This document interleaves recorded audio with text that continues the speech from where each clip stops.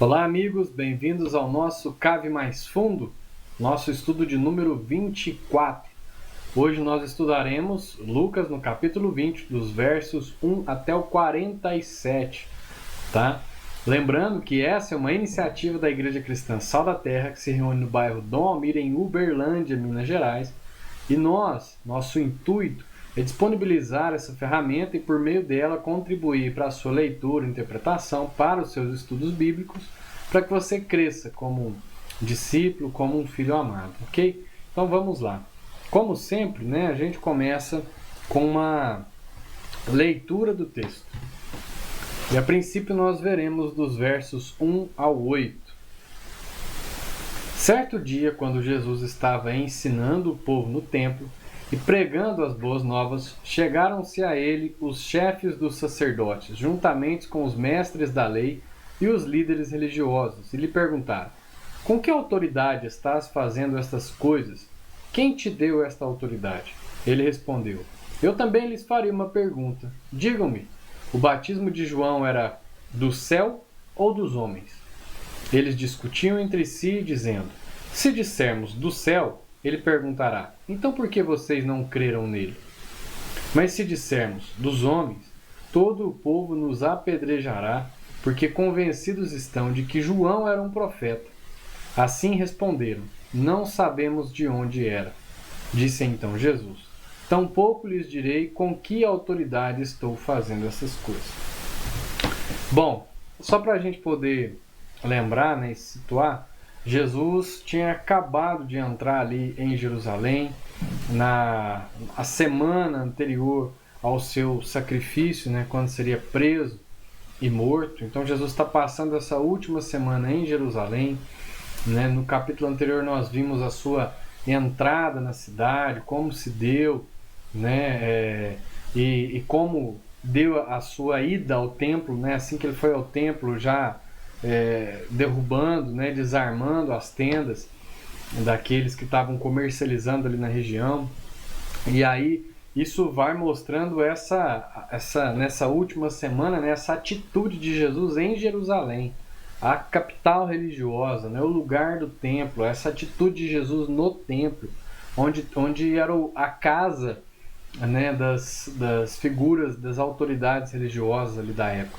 Então essa é a pergunta que vai ficando, com que autoridade? Eu lembro de mencionar isso no último estudo, dessa questão de que autoridade Jesus está fazendo essas coisas. Não é só agora ensinando, não é só pregando o evangelho, mas desde antes, essa sua relação com o templo, ele vai assumindo um lugar ali, chamando a atenção. Ele provoca ali um evento, que chama bastante atenção, as suas atitudes. E ele ia no templo e ensinava todos os dias, Então vamos lá, só fazer alguns comentários aí a respeito, Jesus estava ensinando no templo e pregando as boas novas. Então, durante sua última semana, Jesus usou seu tempo para pregar o evangelho e ensinar as pessoas. Última semana, Jesus sabia que seria morto, sabia o que iria acontecer, e ainda assim, tanto que quando vai chegar o momento, ele diz: chegou a hora. Então ele já sabia, ele já tinha ciência de tudo isso, e vários momentos ele diz: ainda não chegou a hora. Então ele tinha essa noção do que viria a acontecer. E ainda assim, eu imagino que como homem, em tamanha angústia, como nós podemos ver no Getsemane, que nós veremos depois, posteriormente, a sua oração, o seu momento final no Monte das Oliveiras, do Getsemane, e como isso foi intenso.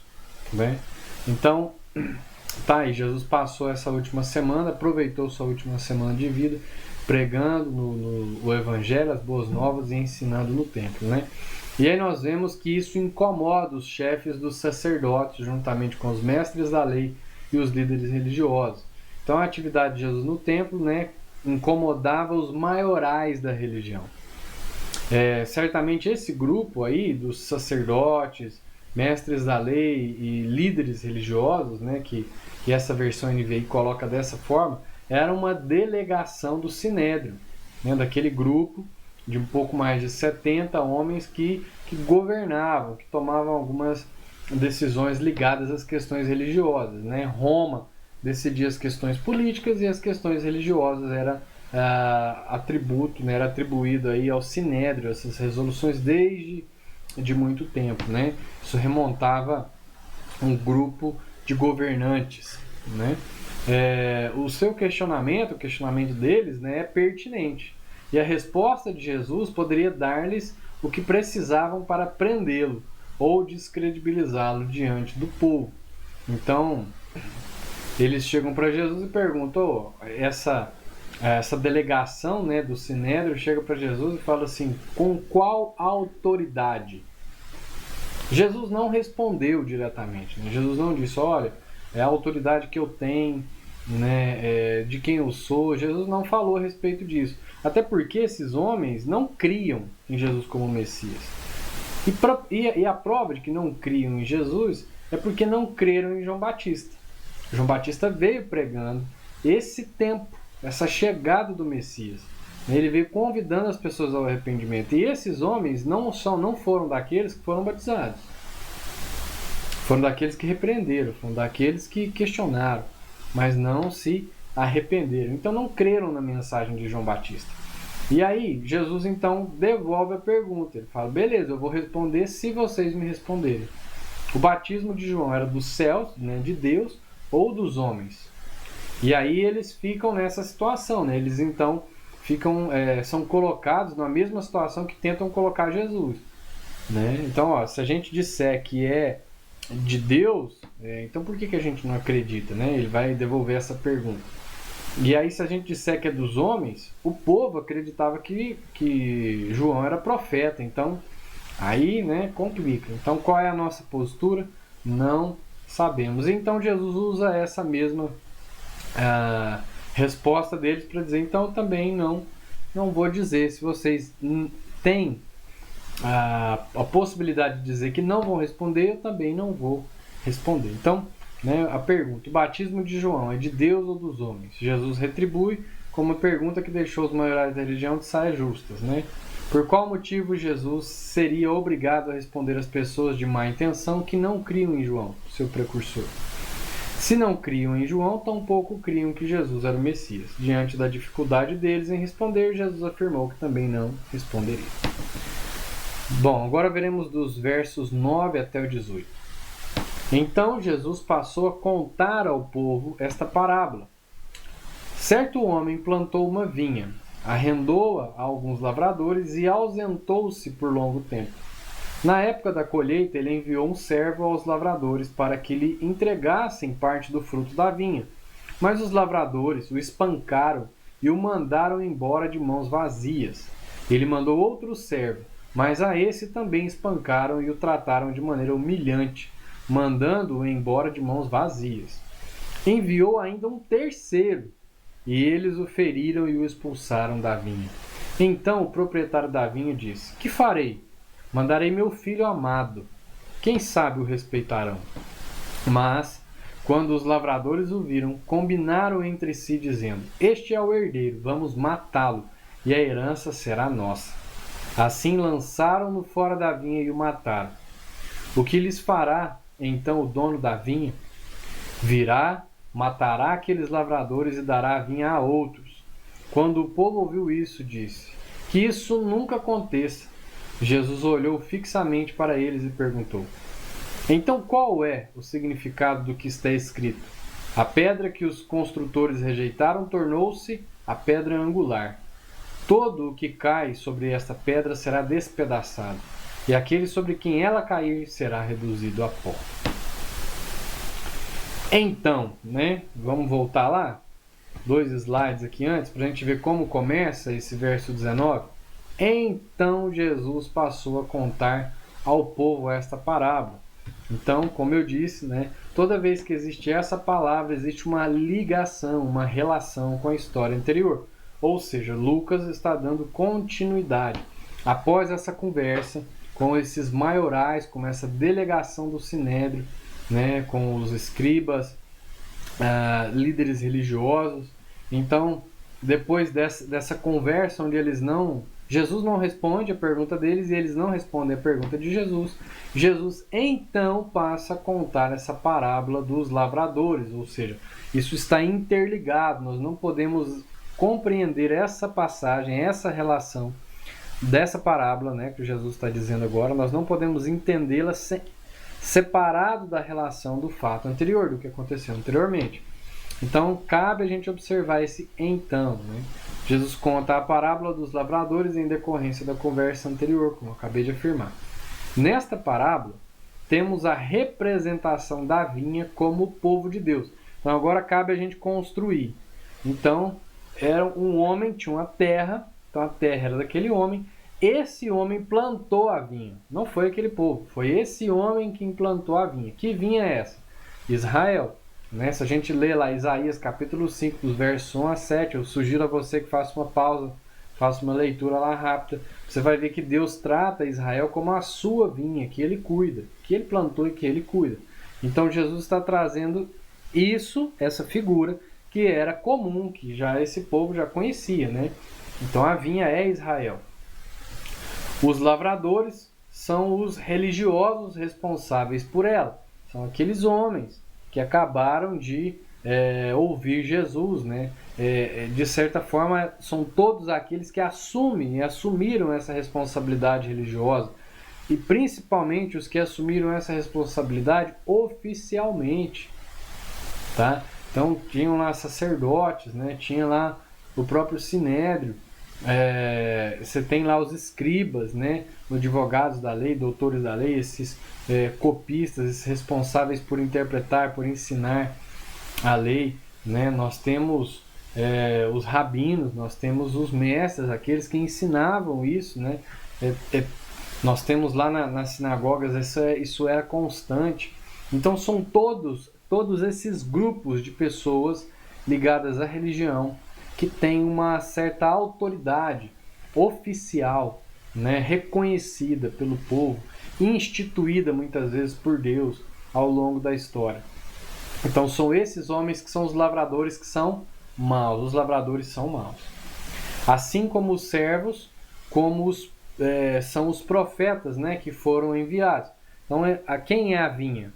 Um homem tinha uma terra, plantou uma vinha. Esse é Deus, plantou uma terra, essa vinha, nessa vinha que é Israel. Tem os lavradores, são aqueles responsáveis, né, que eram responsáveis por cuidar dessa vinha. Eles arrendavam essa vinha, no caso da parábola de Jesus. Era algo comum na época, né, que alguém arrendasse uma terra para poder cuidar, cultivar do que estava ali. E ele pagava esse aluguel, esse arrendamento, né, ele pagava com aquilo que era produzido, uma porcentagem daquilo que era produzido. Então o que eles tinham que fazer? Eles tinham que pagar com o fruto da vinha, né? Mas eles se recusavam a pagar. Um servo foi, outro servo foi, outro servo foi. Quem eram esses servos? Esses servos foram os profetas ao longo da história, e foi essa a forma com que o povo de Deus, o povo de Israel, essa vinha, né, e esses lavradores aí trataram, né, os profetas, porque os profetas eles não necessariamente estavam no centro da formação religiosa. Eles geralmente vinham de fora, viviam de forma paralela, né, e batiam de frente, questionavam, eram voz de Deus, traziam palavra de Deus, direção de Deus, exortação de Deus para o rei, para aqueles que assumiam essa posição de liderança, de cuidado, né, diante desse povo de Deus, dessa vinha de Deus. E o último que é enviado é o filho amado, né, que é morto. E eles, com a intenção de que eles ficassem então com a herança, desprezaram o filho. Sendo assim, a parábola ressalta o coração perverso das autoridades religiosas ao longo do tempo. Uma espécie de bloqueio a Deus em nome do próprio Deus. O que eu quero dizer com isso, né? Lembra só, essa parábola está relacionada a quem? A essas autoridades que estavam ali com Jesus. Então ela é direcionada principalmente para essas pessoas. Então esses homens, em nome do próprio Deus, criaram o quê? Um bloqueio para aquilo que era a ação de Deus.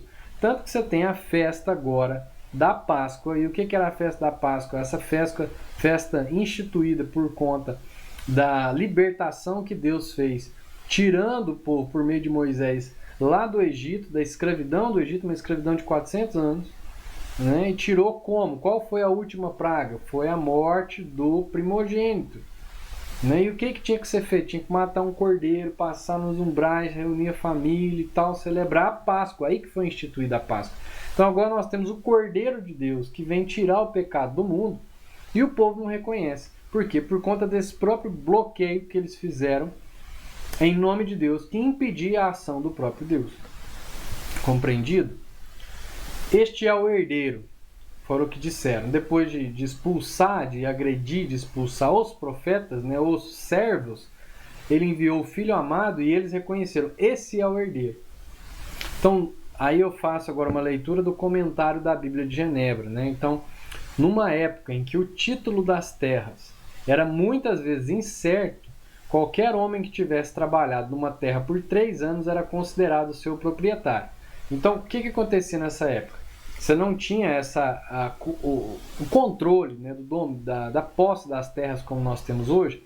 Então, se alguém trabalhasse 3 anos nessa terra e provasse que ele trabalhou e que a pessoa não buscou, era tipo o uso capião que nós temos hoje. Mas o uso capião você tem que estar numa terra, numa região, numa casa, por 10 anos e ninguém vai atrás, e você trabalhou, desenvolveu, né, melhorou, fez, ali você consegue provar que você tem direito àquilo. Nessa época eram 3 anos. Né? Então, ao recusar o pagamento do aluguel, os arrendatários estavam se recusando a reconhecer o verdadeiro dono. Eles não estavam pagando, né? E estavam então com isso se recusando a reconhecer o verdadeiro dono.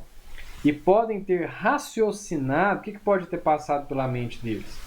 Que a vinda do herdeiro significava que o pai havia morrido. Então, se o pai morreu, porque ele morreu, vem quem? Vem o herdeiro. Se nós matarmos o herdeiro, pronto, é nosso. Entendeu?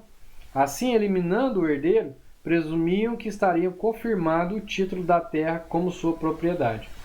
A conclusão de Jesus é que a nação de Israel estava se comportando de maneira ultrajante diante de Deus. Então, o que eles estavam fazendo? Aí esse bloqueio em nome de Deus, rejeitando a ação do próprio Deus. Né? Então, eles estavam agora, de forma ultrajante, rejeitando esse senhorio, rejeitando essa missão, rejeitando o propósito, rejeitando a ação, a vinda, o pertencimento, né? A autoridade do próprio Deus. Ok? Então, qual é o significado do que está escrito? Depois que Jesus diz essa parábola, conta essa parábola, e aí fala desse povo, né? Fala com esse povo, eles falam assim, não, que isso não aconteça. E aí Jesus vai, após isso, faz essa pergunta. Então, qual é o significado do que está escrito? Está escrito onde? Salmo 118, verso 22. Lembre-se que esse é o mesmo salmo que foi entoado na chegada de Jesus, pelo povo, na chegada de Jesus em Jerusalém, quando ele estava no jumentinho chegando e o pessoal, né, estendia lá os ramos e as suas vestes para poder receber o Messias, cantavam esse Halel, né, o hino de Halel, essa música que era comumente cantada na época da Páscoa e que falava a respeito do Messias. Então eles que fizeram isso, agora Jesus volta o mesmo texto de Salmos e pergunta para eles o que vocês entendem com isso. A pedra que está escrito lá, a pedra que os construtores rejeitaram, tornou-se a pedra angular. Então Jesus faz menção a esse mesmo salmo cantado em sua chegada a Jerusalém e pergunta o que significa. Jesus está mais uma vez, interpretando a profecia que se cumpria nele e enfatizando a acusação que acabara de fazer contra Israel. Ele está enfatizando mais uma vez essa acusação. Posteriormente, Pedro traz o mesmo texto, que é essa ideia da pedra angular, pedra de edificação, pedra de esquina, né? Era a pedra que ficava entre as paredes, que nivelava essa parede, que segurava essa parede. Por isso é uma pedra de esquina. Ele traz o mesmo texto para falar a respeito do Messias e da sua igreja edificada sobre ele como fundamento. Tanto que ele diz pedras vivas, né, que são edificadas. Ele traz o mesmo sentido. O 1 Pedro, capítulo 2, dá uma lida lá que você vai ver. Ok? essa igreja da qual fazem parte não somente judeus, tá? Mas que é composta pelo Israel de Deus. O que é esse Israel de Deus? Esse Israel de Deus tem tanto pessoal de origem sanguínea, de pertencimento sanguíneo, tá? Ao povo de Deus, quanto todo o resto do povo que crê em Jesus e tem ele como Senhor. Esses fazem parte da igreja, que é esse Israel de Deus.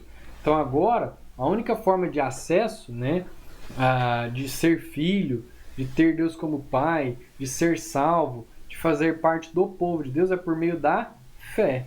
Não por meio do sangue, mas por meio da fé. Por isso que é considerado esse Israel de Deus. É um povo misto que se caracteriza pela fé em Cristo e em seu senhorio. Quanto aos que não creem, o que Jesus diz, o que Pedro depois diz e o que estava já dito lá em Salmos. Quanto aos que não creem, que se rebelam contra ele, para estes não é pedra de edificação, porque esses não fazem parte das pedras vivas que Pedro coloca. Então eles não estão sobre a rocha, a pedra fundamental, a pedra angular, e sobre ela edificam. Não. Né? Eles não têm, não estão nessa posição da firmeza e do nivelamento, mas é uma pedra de tropeço, na qual são despedaçados ou viram pó. Então a base para entender isso aí, a resposta é essa. Qual o significado do que está escrito? Porque o povo não estava enxergando o que é a realidade. Usaram aquele salmo dizendo que está chegando, é o Messias e tal. Jesus foi até repreendido para os seus discípulos. Ele falou, olha, é o seguinte, se eu calar eles, as pedras vão declarar isso. Né? Então esse povo tem todo esse reconhecimento, essa admiração por Jesus, grande parte dele. Né? Mas aqueles que negam, né, esse senhorio, essa vinda de Jesus como o Messias, essa mesma pedra que serve para edificação será uma pedra na qual eles podem tropeçar ou uma pedra que serão esmagados. Ok? Jesus, em palavras muito duras também, viu, meus irmãos? Versos 19 até o 26. Os mestres da lei e os chefes dos sacerdotes procuravam uma forma de prendê-lo imediatamente, pois perceberam que era contra eles que ele havia contado essa parábola. Todavia tinham medo do povo. Pondo-se a vigiá-lo, eles mandaram espiões, que se fingiam justos, para apanhar Jesus em alguma coisa que ele dissesse, de forma que o pudessem entregar ao poder e à autoridade do governador, ou seja, Roma. Assim, os espiões lhe perguntaram: Mestre, sabemos que falas e ensinas o que é correto, que não mostras parcialidade, mas ensinas o caminho de Deus conforme a verdade. É certo pagar imposto a César ou não? Ele percebeu a astúcia deles e lhes disse: Mostrem-me um denário. De quem é a imagem e a inscrição que há nele? De César, responderam eles. Ele lhes disse: Portanto, deem a César o que é de César, e a Deus o que é de Deus. Então, e não conseguiram apanhá-lo em nenhuma palavra diante do povo, e admirados com sua resposta, ficaram em silêncio.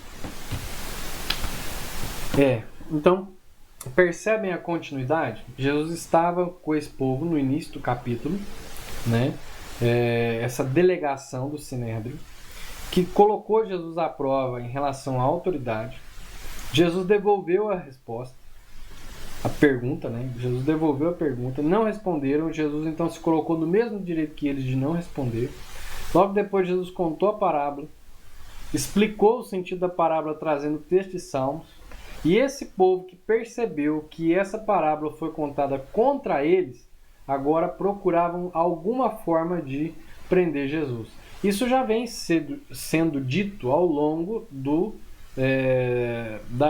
Evangelho de Lucas. Né? Isso já vem sendo colocado, esse enfurecimento, essa tentativa de pegar Jesus em contradições, tal, isso já vem acontecendo. Só que nessa última semana isso vai mudando a proporção. Isso vai ganhando um esforço maior. estratégias mais profissionais. Pode usar que o texto vai dizer que eles contrataram espiões que se fingiam justos para apanhar Jesus em alguma coisa que ele dissesse, de forma que pudessem entregar. Então, qual que era a intenção? Que pegassem Jesus em alguma contradição para poder entregar a autoridade do governador. Então, olha só, eles já tentaram colocar Jesus contra o povo, continuam tentando colocar Jesus de alguma forma contra o povo, mas agora eles maquinam entregá-lo à autoridade do governador. Qual seria o caso de entregá-lo à autoridade do governador? Uma questão de heresia seria tratado de forma religiosa, dentro do Sinédrio. Uma questão política, de rebeldia, de rebelião, de motim, seria tratado com o governador, seria tratado com Roma. Roma lidava com as questões políticas, enquanto que o Sinédrio com as questões religiosas. Se lembra disso? Então, qual é a intenção deles? A intenção é entregar direto para o governador. E aí, o pessoal vai lá e faz essa pergunta. Faz toda uma bajulação. E aí? É lícito ou não é lícito? Como a gente se comporta? Lembrando que Roma, que era o império, né, na época, o Império Romano, depois da Grécia foi Roma. Roma estava com o povo debaixo do seu senhorio, né, o povo judeu debaixo do seu senhorio.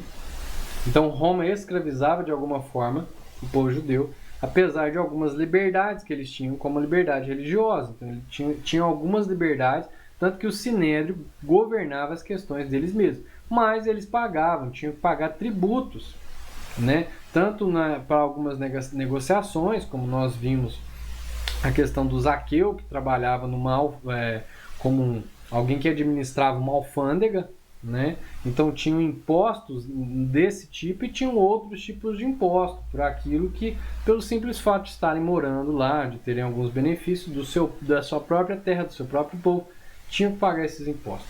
Então esses não são os impostos alfandegários dessa negociação, mas são os impostos, tributos, né, que eles tinham, assim como a gente paga hoje, né, de certa forma.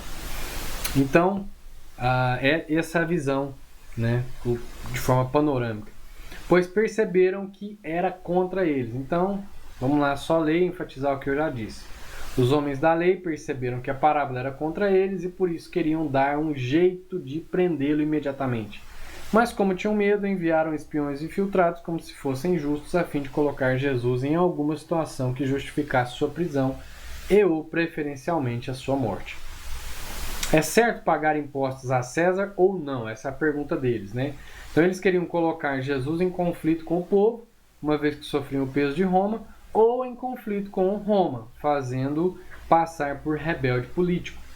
A resposta de Jesus não nega nenhuma das duas responsabilidades, não torna necessariamente excludentes as responsabilidades com o Estado e com Deus. Cabe lembrar que o povo de Israel era essencialmente teocrático, ou seja, quem era o governo para eles? O governo para eles vinha de Deus. Apesar de que a história, né, Jesus, com as suas próprias parábolas, mostra que isso não se dava de fato. O governo era mais religioso do que teocrático. Porque Deus, de fato, parece que estava bloqueado em nome dele mesmo, né, no seu acesso de autoridade e senhorio sobre o povo. Então era essencialmente teocrático nesse sentido, e a proposta do reino de Deus na terra faz com que, por um determinado período, convivamos com o reino de Deus e o reino dos homens.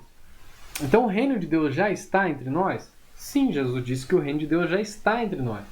Nós só não provamos ainda esse reino em plenitude. Haverá plenitude desse reino na segunda vinda de Jesus. Mas agora nós já somos governados, já pertencemos a esse reino? Sim. E como isso funciona? Dentro de nós, como nós já vimos anteriormente. Então somos cidadãos do reino de Deus, vivemos uma realidade do reino de Deus, porém aqui. E essa realidade do reino de Deus nos coloca em sujeição limitada por uma questão de tempo e muitas vezes de princípios que às vezes vão gerar embates, mas nos coloca numa posição de respeito as autoridades que são estabelecidas, até porque Jesus mesmo diz que toda a autoridade foi dada por Deus. Nenhuma autoridade que existe não existe sem ter sido dada por Deus. Nós devemos submissão a essa autoridade, a não ser que essa autoridade se volte contra o próprio Deus. E aí, então, não somos sujeitos, não devemos estar sujeitos a essa autoridade. Então, aí Jesus está colocando agora uma relação, né, de possibilidades. Dê a Deus o que é de Deus e a César o que é de César. Aí ele não caiu nem de um lado nem do outro, e ainda deixou os homens que questionavam sem palavras. Versos 27 ao 40. Alguns dos saduceus que dizem que não há ressurreição aproximaram-se de Jesus com a seguinte questão.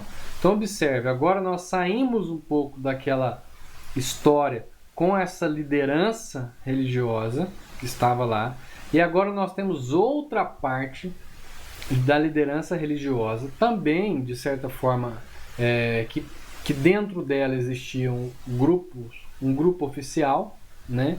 Agora questionando Jesus numa questão bem específica, que é a da ressurreição. Por quê? Porque eles não criam na ressurreição, né? E aí eles perguntam: Mestre, disseram eles, Moisés nos deixou escrito que se o irmão de um homem morrer e deixar mulher sem filhos, este deverá casar-se com a viúva e ter filhos para seu irmão. Havia 7 irmãos. O primeiro casou-se e morreu sem deixar filhos. O segundo e o terceiro, e depois também os outros, casaram-se com ela, e morreram os 7 sucessivamente, sem deixar filhos. Finalmente morreu também a mulher. Na ressurreição, de quem ela será esposa, visto que os 7 foram casados com ela? Jesus respondeu: Os filhos desta era casam-se e são dados em casamento. Mas os que forem considerados dignos de tomar parte na era que há de vir e na ressurreição dos mortos, não se casarão nem serão dados em casamento. Então não tem casamento no céu, viu, gente? E não podem mais morrer, pois são como anjos. São filhos de Deus, visto que são filhos da ressurreição. E que os mortos ressuscitam, já Moisés mostrou no relato da sarça, quando ao Senhor ele chama Deus de Abraão, Deus de Isaque, Deus de Jacó. Ele não é Deus de mortos, mas de vivos, pois para ele todos vivem.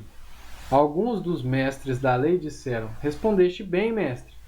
E ninguém mais ousava fazer-lhe perguntas.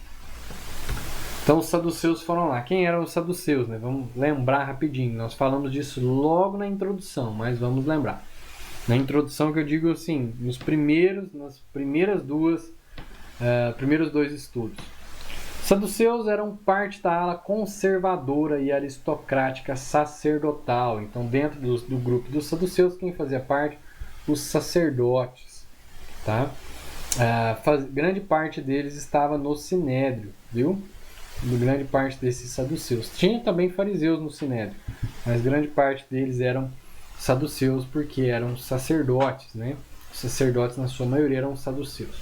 E divergiam dos fariseus por causa da tradição oral que os fariseus criam e praticavam. Então, os fariseus criam numa tradição oral, enquanto os saduceus ficavam ligados somente à lei. Por isso que eles citam Moisés.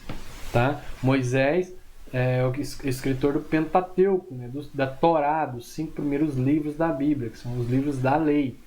E aí depois nós temos os profetas e tal. Então os fariseus estavam ligados ao restante da tradição, enquanto que os saduceus somente a Moisés.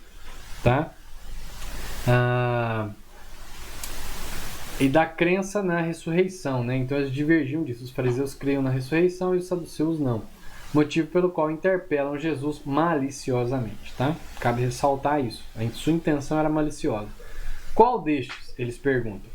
Então a lei afirmava a responsabilidade do irmão assumir a viúva caso não tivesse filhos. Nesse caso, ela havia casado com todos os 7, né, e não teve filhos com nenhum. Com quem ficaria ou ficará na ressurreição? Então eles já não criam, então eles partem do pressuposto de quem não crê. O que eles queriam? Eles não queriam ser convencidos, eles queriam pegar Jesus. Eles queriam provar que Jesus não havia interpretado bem, como muitos, a própria lei. Então eles queriam que Jesus entrasse em contradição. E aí Jesus, é interessante porque várias vezes Jesus não responde as perguntas que são colocadas para ele, mas nesse caso ele responde. E ele responde com duas frentes, né? Ele responde a questão do casamento e ele responde a questão da ressurreição, né? Que são duas perguntas que estão intimamente ligadas ao exemplo na questão que eles trouxeram. Então ele fala de casamento, ressurreição e Moisés. Então, apesar da pergunta ser maliciosa, a resposta de Jesus foi esclarecedora. Ele abordou a questão do casamento após a ressurreição, afirmando que não haverá casamento. Então esse é um ponto que a gente tem que trazer para nós, que foi dito e esclarecido por Jesus. Na ressurreição, no céu, não tem casamento. Tá? Até os casamentos que tiveram aqui, esses casamentos não serão reproduzidos lá, né? É isso que nós podemos entender da resposta de Jesus. Da mesma forma, falou sobre a relação de Moisés, registrando que Deus se revelou como Deus de Abraão, Isaque e Jacó, mas que não era Deus de mortos e sim de vivos. Então, lá no episódio da sarça, né, o próprio Deus, quando vai falar com com Moisés, ele se apresenta como Deus de Abraão, Isaque e Jacó. Então, o que Jesus está dizendo que foi Moisés que afirmou isso é porque Moisés foi quem relatou, Moisés foi quem escreveu. Mas foi o próprio Deus que se apresentou dessa forma, Deus de Abraão, Isaque e Jacó. Então, isso é prova, se eles criam nos escritos de Moisés e criam na autoridade de Moisés, isso é prova, assim, inegável de que Deus é Deus de vivos e não de mortos. Então, ele está falando de pessoas que já morreram como vivas. Então, para Deus não tem esses mortos, para Deus estão vivos, todos vivos. Ok? Versos 41 a 44. Então Jesus lhes perguntou: como dizem que o Cristo é filho de Davi? O próprio Davi afirma no livro dos Salmos: o Senhor disse ao meu Senhor: senta-te à minha direita até que eu ponha os teus inimigos como estrado para os teus pés. Portanto, Davi o chama Senhor. Então, como é que ele pode ser seu filho?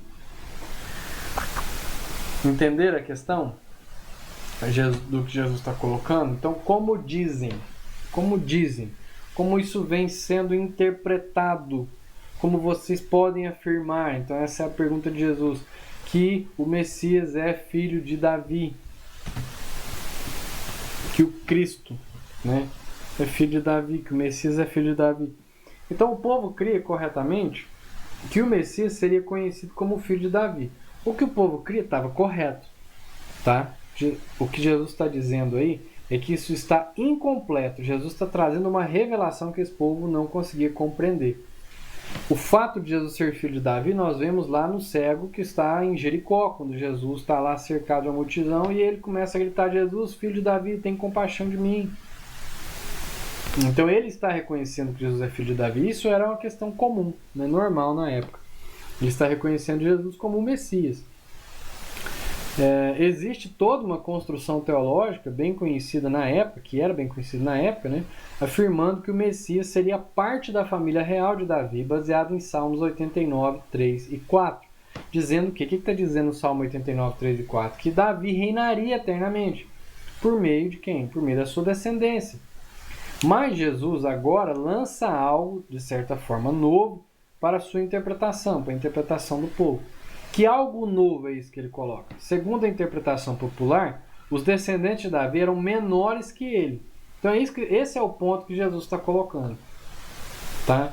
Então como podem dizer que o Messias, né, que o Filho de Deus seria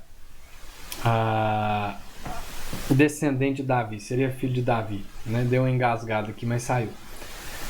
Como que poderiam dizer? Então, em que sentido Jesus está dizendo isso? Porque Davi seria o cara e todos que viessem para reinar eternamente, simplesmente como filhos, teriam Davi como pai, como Senhor. O filho chamou o pai de Senhor. Isso fazia parte de toda essa construção, é um reconhecimento. Ele é Senhor, o pai é Senhor. Então todos aqueles que viessem, o que o texto diz, né, do Salmo e toda a construção teológica em cima disso, é que Davi reinaria eternamente por meio da sua descendência.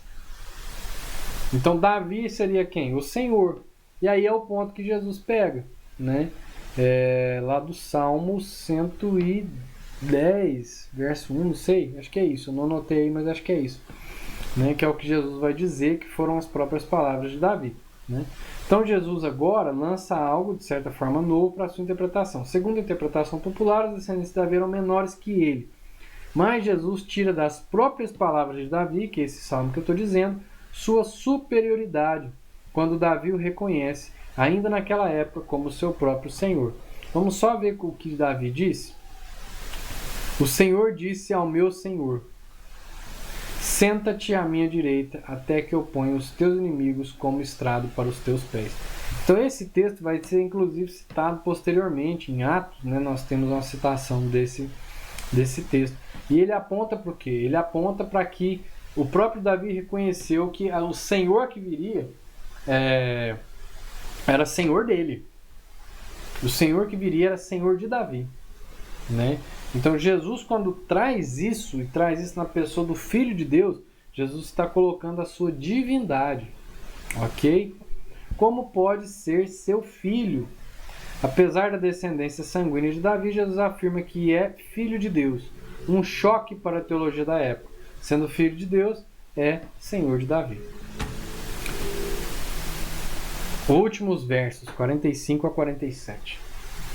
Estando todo o povo a ouvi-lo. Então vamos lá, né? Jesus estava falando lá com aquele grupo do Sinédrio. Jesus depois se estendeu e a conversa foi com esses espiões que esse grupo mandou. Depois foram os saduceus que procuraram Jesus. E agora Jesus está devolvendo essa pergunta ao que parece a todo o povo, tá? E agora nós temos todo o povo a ouvi-lo. Jesus disse aos seus discípulos: cuidado com os mestres da lei. Eles fazem questão de andar com roupas especiais e gostam muito de receber saudações nas praças e de ocupar os lugares mais importantes nas sinagogas e os lugares de honra nos banquetes. Mas, olha só, eles devoram as casas das viúvas e, para disfarçar, fazem longas orações. Esses homens serão punidos com maior rigor. Vamos lá, vamos comentar a respeito para a gente poder finalizar, né? Então Jesus está dizendo: cuidado com os mestres da lei. Ele está alertando a todo o povo que o ouvia. E inclusive no meio desse povo nós temos quem? Os mestres da lei. Quer ver onde eles estão aqui? No finalzinho da conversa de Jesus com os fariseus, com os saduceus, perdão, né? Respondeste bem, mestre. E ninguém mais ousava lhe perguntar, né? Quem disse isso? Alguns mestres da lei disseram: respondeste bem, mestre. E ninguém mais ousava fazer-lhe perguntas. Então, no meio desse povo que ouvia Jesus, os mestres da lei também estavam. E Jesus, diante deles, alerta ao povo.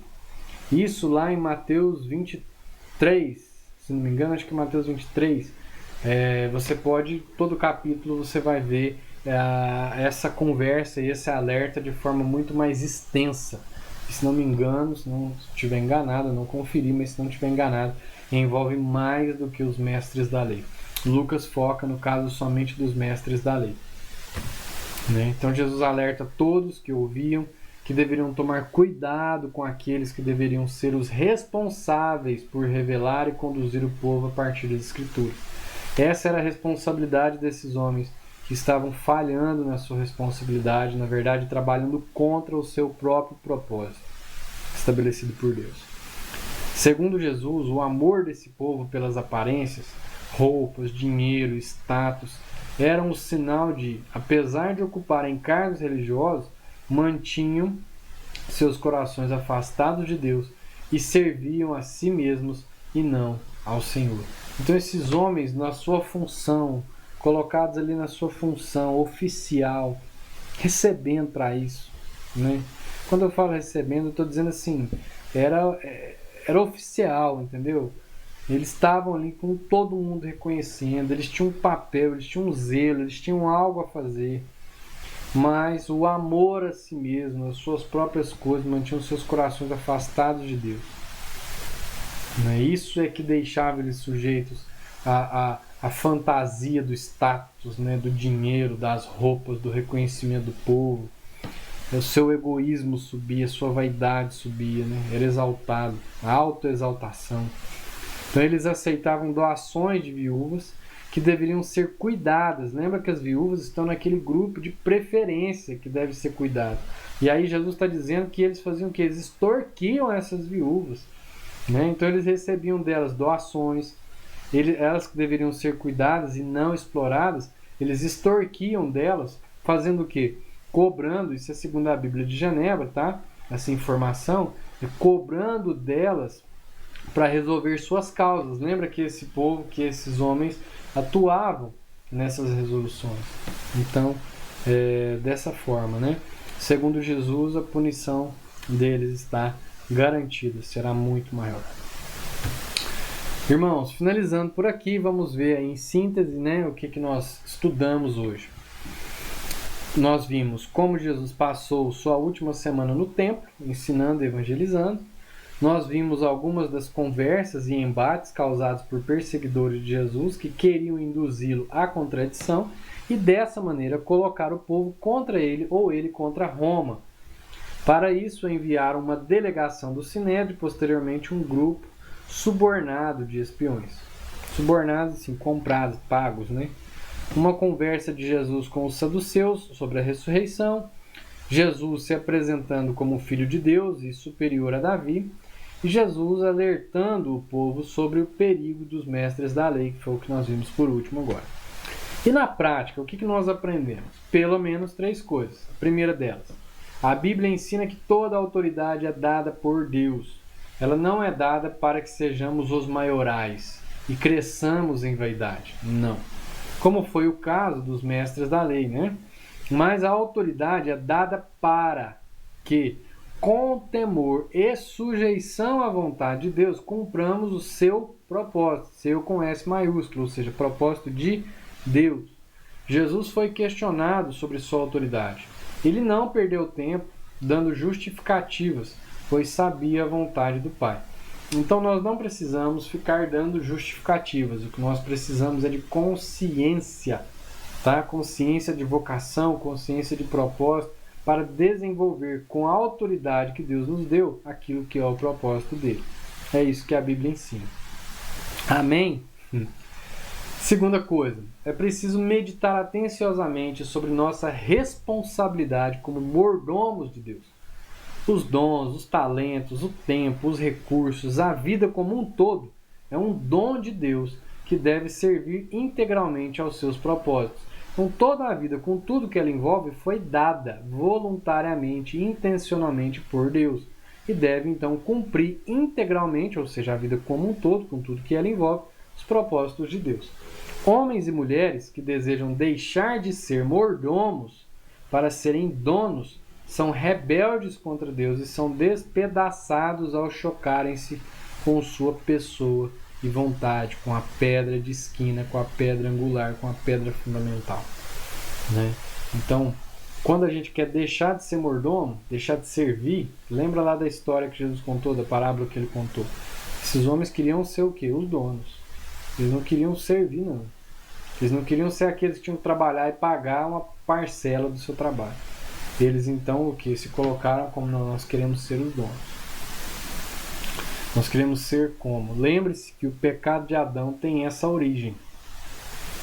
Né? Foi a tentação da serpente. Estava tudo certo. A serpente vai lá e fala assim, não, ele sabe que o dia que vocês comerem, vocês serão como ele. Né?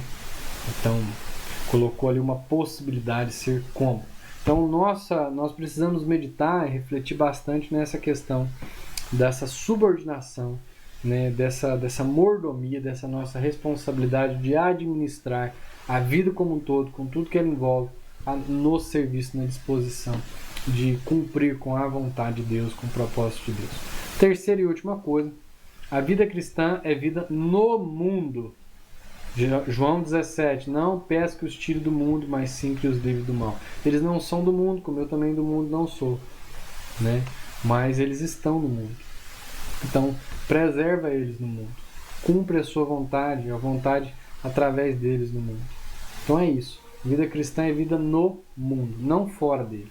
O governo de Deus se mostra em nós, justamente na vida cotidiana, cumprindo as responsabilidades com o Estado, como cidadãos ativos e divergindo dele quando necessário, mas nunca excluindo a sua importância temporal. Então, o Estado tem uma importância temporal.